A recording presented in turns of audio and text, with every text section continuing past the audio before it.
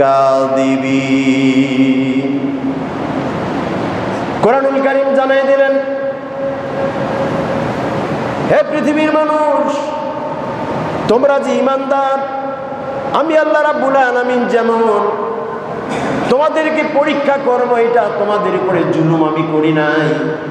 কারণ আমি আল্লাহ তাআলা পূর্বের মানুষদেরকেও পরীক্ষা করেছিলাম, তাদের ঈমানটাকে আমি পরীক্ষা করেছিলাম, যাতে তাদের ঈমানটা আসল না নকল।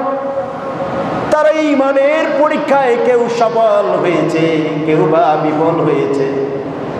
আমি আল্লাহ রাব্বুল আলামিন পরীক্ষা করেছিলাম আল্লাযীনা সাদাকু ওয়া লা ইয়া'লামান্নাল